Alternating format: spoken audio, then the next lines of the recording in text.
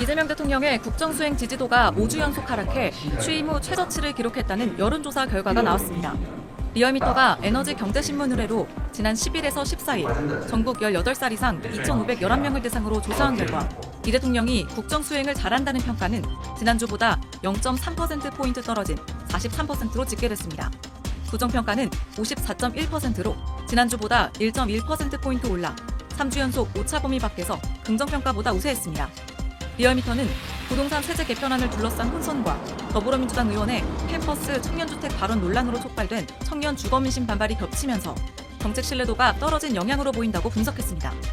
지난 13일부터 이틀간 전국 성인 남녀 1,004명을 대상으로 한 정당 지지도 조사에서는 더불어민주당이 직전 조사보다 3.3%포인트 오른 47.9%를, 국민의힘은 4.5%포인트 떨어진 33.1%를 기록했습니다. 리얼미터는 민주당 전당대회가 임박하면서 당원과 지지층의 결집력이 강화된 점이 지지도 상승을 이끈 것으로 풀이된다고 봤습니다.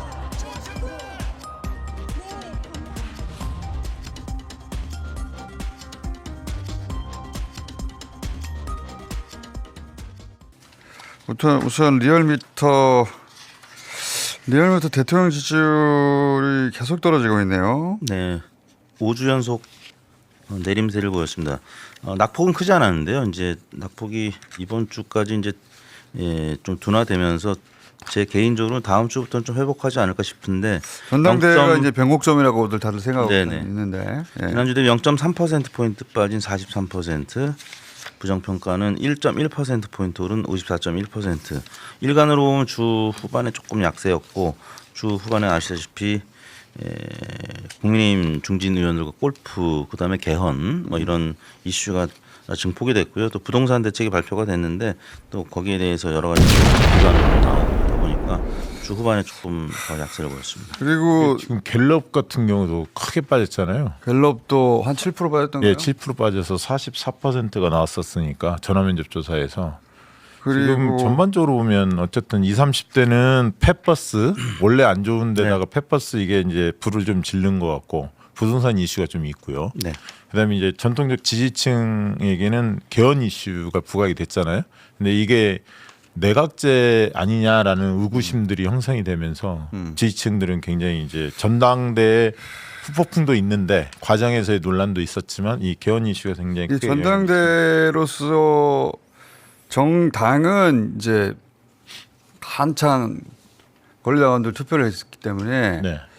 정당 민주당은 상승했어요. 네, 많이 네. 상승했습니다. 리얼미터 기준하면 3.3% 포인트 상승해서 47.9%. 정당은 상승했는데 정당은 연속 상승 국면인데 전당대회 이후로 네, 조금씩 상승 국면인데 제가 이거 2달 전쯤에 그 대통령 지지율과 정당 지지율 디커플링 기미가 보인다고 했는데 그러면 안 된다고 큰일이다.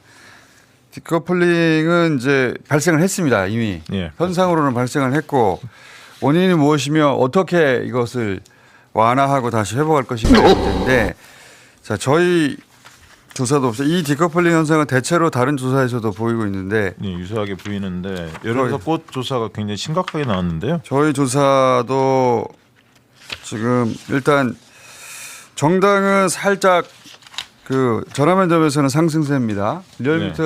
리얼미터처럼 ARS에는 약간 하락세인데 크진 않아요. 네. 근데 전화면접에서는 정당은 살짝 상승세인데 그런데 이제 대통령 지지율을 보자면 지금 표집 자체가 ARS 같은 경우는 진보가 표집이 많이 됐어요. 이번에 전당대회 국면이기 때문에 그렇죠.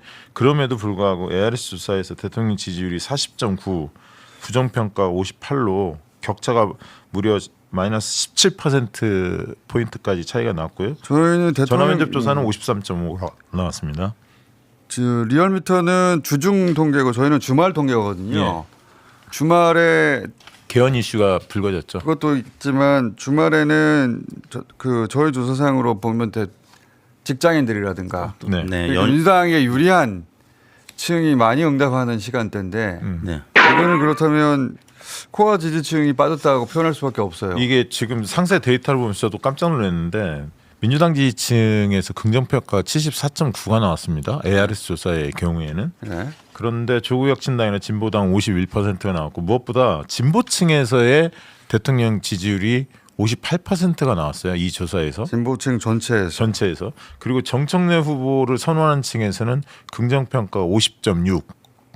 그다음에 김민석 후보를 선호하는 층은 95.6. 그래서 두 후보의 선호층에 따라서 이게 지지 패턴이 대통령 완전히 지지 패턴이 갈립니다. 완전히 갈립니다. 그래서 정청래 후보는 자신이 당대표가 돼야 지지율이 회복될 것이라고 말했고 네, 그 얘기입니다. 김민석 그거는 이제 이런 데 기반해서 본인의 네, 그런 것 같습니다. 예측을 그렇게 말했던 거고 김민석 후보는 본인이 당대표가 돼야 갈등이 사라지고 네. 지지율이 10% 반등한다고 했는데 그러니까 다음 주 지지율 굉장히 중요해졌습니다. 네. 중요해졌는데 대통령 지지율이 40% 초반 다른 조사에도 40% 초반이 나오긴 해요. 네, 지금 그렇게 근데 이 ARS 추세면은 나옵니다. 앞자리에 3자를 찍을 수도 있거든요. 이 추세로는 네. 제가 과거 대통령 그 지지율을 보면 3자를 찍고 회복된 대통령은 없습니다. 문재인 대통령이 조국 사태 소위 사태 때 3자를 찍고 다시 4로 회복하고 5하고 4 사이에서 마지막에 네. 퇴임을 했거든요. 그러니까 4는 하나의 심리적 마지노선 같은 건데 네. 굉장히 근데 이제 지금 전당대회가 끝났으니까 전당대회가 변곡점이 돼서 상승 곡선으로 돌아서야 됩니다. 지금 그러니까 지지층 통합의 문제가 있는데 이게 그냥 단순한 감정의 문제가 아니라 노선과 가치의 문제가 포함되어 있는 것 같아요. 그래서 특히 이제 아까 개헌 문제, 이 문제에 대한 청와대가 의견 수렴들도 할 텐데 이 과정을 참 관리를 잘해야 한다고 봅니다. 이 전화 면접도 계속 하락 국면이어서 또 하락했거든요. 예. 그 그래프가 우상향이 아니고 우하향으로 지금 하나 둘 셋 넷 한 5주 6주 연속으로 이어지고 있거든요. 네. 그러니까 갤럽이 긍정 부정 이유 묻는데 부동산 정책이 잘못되고 있다라는 의견이 30%로 그 전 조사 대비 8% 포인트 늘어났거든요. MBS도 부동산 정책 관련된 긍부정 평가를 했을 때 부정 평가 매우 높았고 그리고 이제 지난 금요일 날 또 여당 의총 내에서도 부동산 정책 신뢰가 깨졌다고 굉장히 비판적인 의견들이 나왔기 때문에 현재 대통령이 어떤 정책을 발표를 했을 때 여당이 좀 방어막을 쳐줘야 되는데 지금은 전당대회 때문에 굉장히 좀 반명 기류도 있고 해서 근데 이제 전당대회 끝나면 좀 이런 부분이 완화되지 않을까라는 생각이 그러니까 이제 정책의 문제만이면은 사실은 그렇죠. 지지층이 과거 조국 사태 때처럼 버텨가지고 다시 회복시킬 수가 있는데 지금은 정책 때문에 빠지는 중도나 보수도 있지만 코어 지지층이라고 할 수 있는 적극 지지층이 한 절반 정도로 줄었단 말이죠. 사이즈가. 그러니까 두 측면이 다 빠진 거예요. 다 빠진 거죠. 흔히 말하는 뉴 이재명이라고 하는 이른바 정책적 효과에 대한 효능감을 느꼈던 세력들이 부동산이나 주가 때문에 빠졌고 빠졌고 그다음에 전통적 지지층은 노선과 가치 문제 때문에 빠진 거예요. 매우 잘하고 있다가 절반 사이즈로 저희 네. 전화면접에서 줄었단 말이죠. 매우 잘하고 있다가 한 40% 나오다가 매우 잘하고 있다가 19% 나온단 말이죠. 네.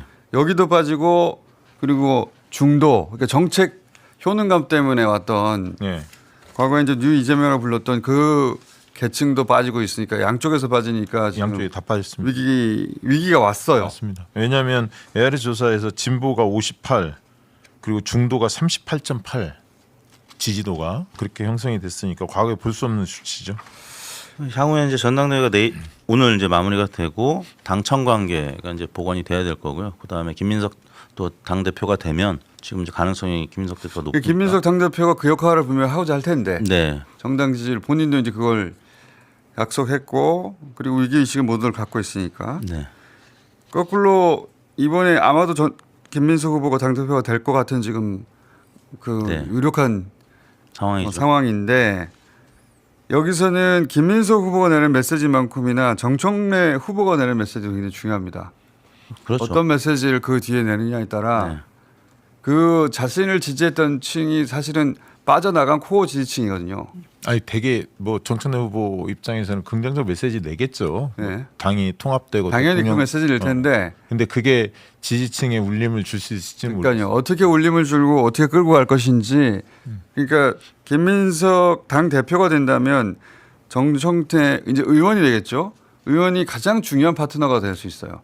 지금 민주당 의원 중에 정청래 의원만큼의 영향력을 가진 사람이 없습니다. 이제는 그렇죠. 영향력을 전당대회를 통해서 가져버렸거든요. 네. 그렇죠. 적지 않은 또 득표를 지금 했고. 그러니까요. 왜냐하면 이제 정청래 후보는 정청래 후보 개인기로 돌파한 거고 누가 봐도 김민석 후보는 본인의 노력도 있지만 명픽이라는 측면이 있기 때문에 정청래 의원은 과거에 이제 공천을 못 받았을 때도 이제 선당사적인 모습을 최근엔 보였잖아요. 그래서 제가 볼 때 정청래 의원은 전당대회 이후에 스탠스가 뭐 그다지 나쁘지 않을 겁니다. 문제는 김민석 당 대표의 이제 손을 내밀고 통합하는 뭐 그 그러니까요. 역할이 더 중요하지 않을까 싶습니다. 김민석 당대표가 된다면 당대표로서 어떻게 통합을 할 것인지 네. 그리고 정청래 의원과 어떻게 관계를 맺을 것인지 정청래 의원은 그러면 청와대하고는 어떻게 관계를 맺을 것인지 이런 시그널들이 1, 2주 이내에 잘 정돈돼서 나오지 않으면 이거는 막을 수가 없어요. 이 하락을. 당장 뭐 최고위원회의 매일 열릴 텐데 이제 뭐 비명이냐 친명이냐 혹은 뭐 그 비석 친석 뭐 이런 얘기 나오는데 만약에 정청래 정청래 최고위원이 3명이 되면 뭐 2명이 돼도 3명이 뭐 되건 아무튼 최고위원회 만약에 시끄러우면 계속 그럼 이제 언론이 갈등지향적으로 보도할 건 분명하잖아요. 이걸 100%죠, 그건. 당 대표나 최고위원이 얼마나 이걸 호흡을 잘 맞춰가느냐 이 부분이 굉장히 뭐 단기에 그런 당내에서 불협화음은 크지 않을 거라고 보는데 초반에는 다들 위기감을 갖고 있어요. 예. 왜냐하면 자기 선거도 올렸잖아요. 이제 곧 총선이거든요. 네. 1년 좀 지나면 그러니까 자기 선거가 올렸기 때문에 이제는 네. 대통령 지지율보다 정당 지지율이 더 눈에 들어오고 근데 이제 저는 그런 국면이 다가오거든요. 그러니까 국회의원들이나 정치권보다는 사람들의 이제 심리인데요. 뭐냐면 이제 대통령 지지율이 뭐 40%이 얘기가 많이 이제 확산이 되지 않습니까? 갤럽 조사도 그렇고 리얼미터 꽃도 마찬가지. 이렇게 되면 대통령 인기 없구나 이런 부분들이 이제 정당 많이 지지율보다 퍼져가거든요. 대통령 지지율이 낮잖아요. 지금 평균적으로. 그게 이제 그렇게 되면 안 된다라고 네. 했는데 그렇게 됐어요 지금. 그러니까 이걸 어떻게 극복하느냐가 지금 당대표 후보 2사람 그리고 청와대 그리고 지지층 모두의 고민이죠. 네. 이거를 단기간에 해결해내야 됩니다. 맞습니다. 초반에. 왜냐하면 앞으로 한 1, 2주가 고비인 게 저는 다른 게 아니라 ARS 조사를 주로 언론사들이 발표를 많이 하잖아요.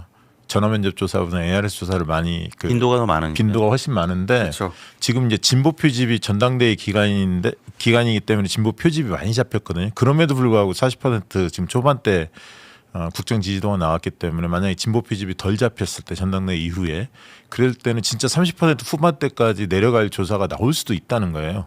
그렇기 때문에 1, 2주가 굉장히 그러니까 긴장되는 3자는 상대성이 커가지고 그 이하로 떨어지면은 회복하지 못했습니다. 대부분 전임 대통령들이. 그래서 지금 마침 전당대회가 끝나는 이 시점에 여기까지 왔기 때문에 지금부터 1, 2주가 굉장히 중요하다.